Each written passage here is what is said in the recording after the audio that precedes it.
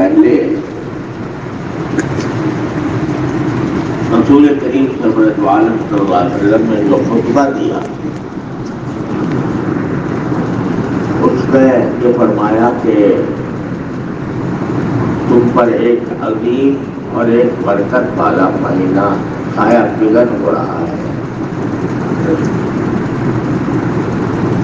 اور اس مہینہ صبر کا مہینہ ہے اور مواسات کا۔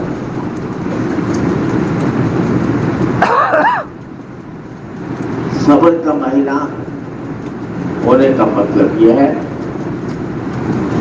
کہ اس مہینے میں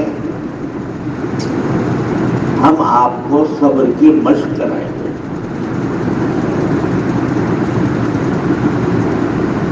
اور صبر وہ چیز ہے جو ساری شریعت طریقت کی بنیاد ہے۔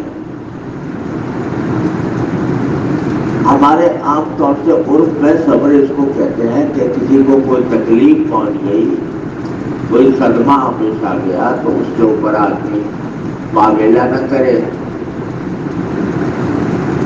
اس کو صبر کہتے ہیں ہمارے عرف عام میں۔ لیکن قرآن کریم اور احادیث نبوی علیہ صاحب ارشاد والسلام کی روشنی میں صبر کا جو مطلب ہے وہ بہت وسیع ہے، اور در حقیقت شریعت کے تمام احکام اور طریقت کے تمام لوازم وہ صبر کے بغیر پورے ہو ہی نہیں سکتے۔ شریعت کی نگاہ میں صبر کا مطلب یہ ہے کہ انسان اپنی نفسانی خواہشات، اپنی لذتوں اور اپنے لالچ کو چھوڑ کر اللہ تبارک و تعالیٰ کی اطاعت کرے۔ دل نہیں چاہ رہا مگر فجر کا وقت ہو گیا ہے، نماز تیار ہے، دل نہیں چاہ رہا، سونے کو دل چاہ رہا ہے، لیکن وہ اپنی اس خواہش کو پامال کر کے اٹھ کے نماز کے لیے چلا جائے، یہ صبر ہے۔ یا کسی گناہ کی خواہش ہو رہی ہے، گناہ کرنے کا موقع بھی سامنے آ گیا اور دل میں اس کی خواہش بھی پیدا ہو رہی ہے، لیکن اس خواہش کو دبا کر، اس خواہش کو کچل کر اللہ کے حکم کی وجہ سے اس کام سے رک جائے، یہ صبر ہے۔ تو رسول کریم صلی اللہ علیہ وسلم نے رمضان کے مہینے کو جو شہر الصبر قرار دیا تو یہ صبر کا مہینہ ہے۔ اس کا کیا مطلب ہے کہ اس میں تم سے صبر کی مشق کرائی جا رہی ہے۔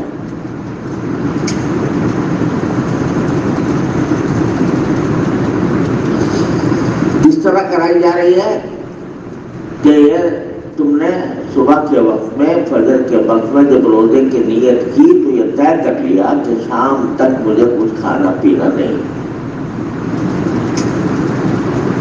اب اگر بھوک بھی لگے گی تو اس بھوک کا تم مقابلہ کرو گے، مقابلہ کر کے اپنے آپ کو کھانے سے بچاؤ گے۔ پیاس لگے گی تو پیاس کا مقابلہ کر کے تم اپنے آپ کو روزے کے تقاضے پر عمل کرنے پر مجبور کرو۔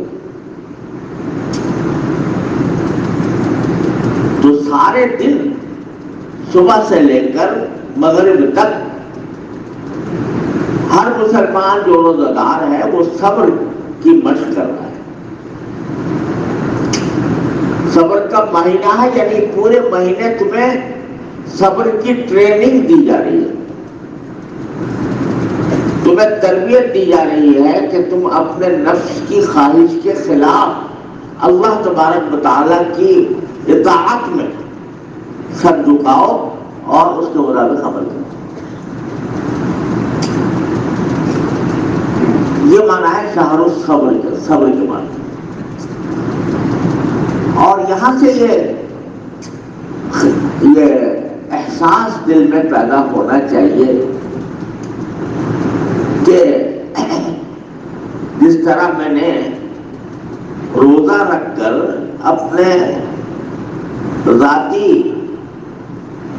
اپنے ذاتی خواہشات کو قربان کیا اللہ کی خاطر، کیسے قربان کیا کہ اگر ایک روزہ دار ہو مسلمان اور روزہ اس نے رکھا ہوا ہو اور دوپہر کے وقت میں جبکہ پیاس بھی لگ رہی ہے، بھوک بھی لگ رہی ہے، اس وقت میں کوئی آدمی اس کو کہے کہ تم یہ کھانا کھا لو، یہ پانی پی لو، تو چاہے وہ اس کو اگر مسلمان ہے 1,00,000 روپے بھی انعام دے کے انعام 1,00,000 روپے دیتا ہوں، یہ روزہ توڑ دو، توڑے گا؟ نہیں توڑے گا۔ کیوں نہیں توڑے گا؟ اس لیے کہ اس نے اپنے آپ کو اللہ تعالیٰ کے حکم کے آگے اس کا سر جھکایا ہوا ہے اور وہ اس کی خلاف ورزی نہیں کرتا۔ یہ صبر ہے جو سکھایا جا رہا ہے، لیکن یہ مطلب نہیں ہے کہ بس یہ صبر اس مہینے میں کر کے ختم ہو گیا، بلکہ یہ تربیت دی جا رہی ہے صبر کی کہ اس طرح تم اپنے آپ پر قابو پانے کی عادت ڈالو، اس طرح عادت ڈالو کہ چاہے پھر رمضان ہو یا غیر رمضان، دن ہو یا رات، کوئی عبادت ہو، روزہ نہ ہو، کوئی اور عبادت کا تقاضا ہو، تو اس وقت میں اپنے نفس کو کچل کر، اپنے نفس کی خواہشات کو کچل کر اللہ کے حکم کی پیروی کرو،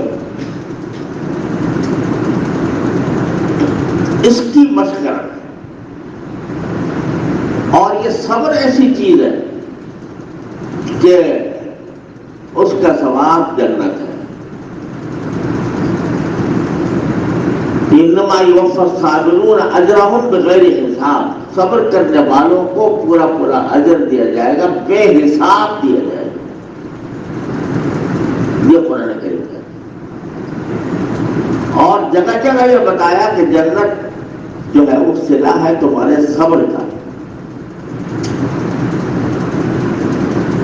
اولئک یجزون الغرفۃ بما صبروا، جنت کے بالا خانے جو دیے جائیں گے وہ کس وجہ سے؟ بما صبروا، کیونکہ انہوں نے صبر سے کام دیا۔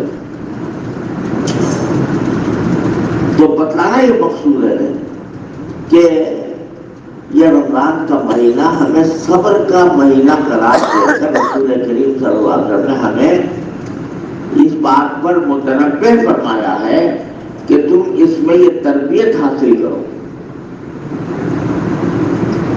تربیت کیا حاصل کرو؟ کہ جس طرح مجھے پیاس لگ رہی تھی میں نے اللہ کی خاطر پانی نہیں پیا، اسی طرح مجھے زیادہ مال جمع کرنے کی خواہش ہو رہی تھی اور رشوت لینے کے مواقع میرے سامنے تھے، لیکن میں نے صبر کر کے، یعنی اپنے خواہش کو قربان کر کے میں نے رشوت لینے سے انکار کیا۔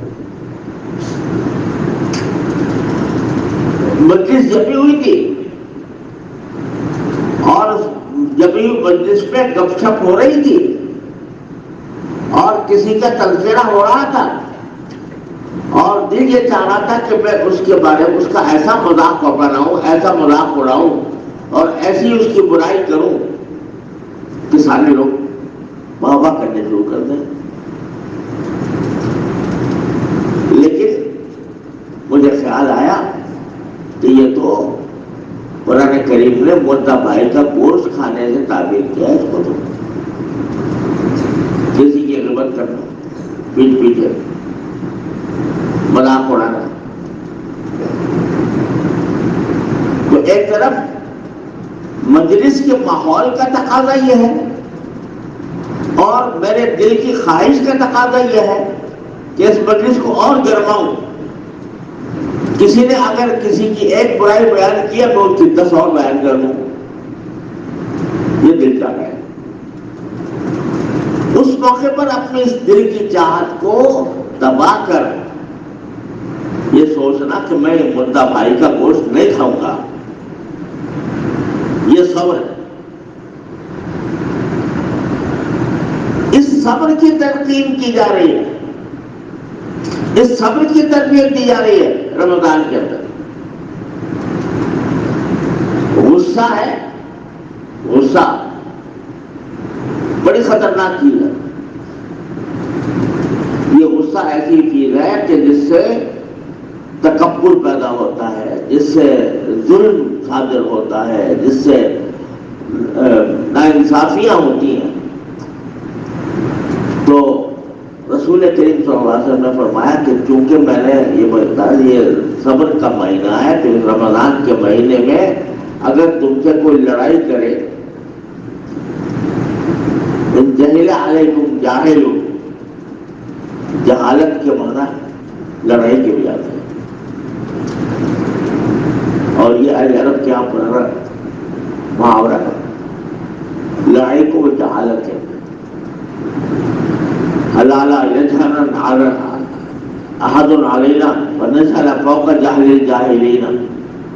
وہ کہتے تھے کہ کوئی ہمارے ساتھ جہالت کا معاملہ نہ کرے، اگر کوئی جہالت کا معاملہ کرے گا ہم جاہلوں سے بڑھ کر جاہل ثابت ہوں گے. مطلب ہے کہ لڑائی خوب کرے گے. تو رسول کریم صلی اللہ علیہ وسلم نے ارشاد فرمایا کہ اگر رمضان کے مہینے میں تمہارے ساتھ کوئی شخص لڑائی کرے تو اس کا جواب عام دنوں میں تو حکم یہ ہے نا، جتنی اس نے تکلیف پہنچائی ہے اتنی تم بھی پہنچا سکتے ہو. لیکن یہاں فرمایا کہ اگر کوئی تمہارے ساتھ لڑائی کرے تو کیا کرو؟ کہہ دو انی صائم، میں روزے سے ہوں گئی. کیونکہ روزے سے ہوں لہٰذا تمہاری اس لڑائی کا جواب نہیں دوں گا. یعنی جتنا شریعت نے مجھ کو منع کیا ہے اس سے زیادہ آگے بڑھ کر جس چیز کو شریعت نے جائز کیا ہے اس سے آگے بڑھ کر میں تو خاموش رہوں گا کیونکہ میں روزے ہوں. بھئی اگر کسی نے ایک تھپڑ مارا مجھے حق آگے ہے کہ میں ایک مار دوں اس کو. لیکن حضور فرماتے ہیں روزے کی حالت میں کیا کرو؟ تھپڑ مارنے کے بجائے، جواب دینے کے بجائے کہ میں روزے سے کیونکہ روزے سے ہوں لہذا میں یہ کام نہیں کروں. یہ کیا مطلب ہے اس کا؟ مطلب یہ ہے کہ روزے کی حالت میں مجھے تربیت دی جا رہی ہے، اپنے نفسانی خواہشات پر قابو پانے کی تربیت دی جا رہی ہے. لہذا رمضان کا مہینہ گزارتے وقت ہمیں یہ بات پیش نظر رکھنی چاہیے کہ ہم یہ ایک تربیتی کورس سے گزر رہے ہیں اور اس تربیتی کورس کا مقصد در حقیقت نفسانی خواہشات کو اللہ تبارک و تعالیٰ کی رضا کی خاطر قربان دینے کی تربیت ہے. تو لہذا رمضان میں لڑائی لڑو، منہ پر تالا ڈالو کہ اس سے جھوٹ نہ نکلے، اس سے غیبت نہ نکلے، اس سے بہتان نہ نکلے، اس سے کسی کی دہراداری نہ ہو. اس طرح گزار لو رمضان کا مہینہ. تو پھر یہ خوشخبری بھی ہے کہ من سلم لہ رمضان سلمت لہ السنہ. رمضان سلامتی سے گزر گیا تو انشاءاللہ سارا سال سلامتی سے گزرے گا. اللہ تعالیٰ ہم سب کا رمضان سلامتی سے گزارے. وصلی اللہ تعالیٰ علیہ وسلم.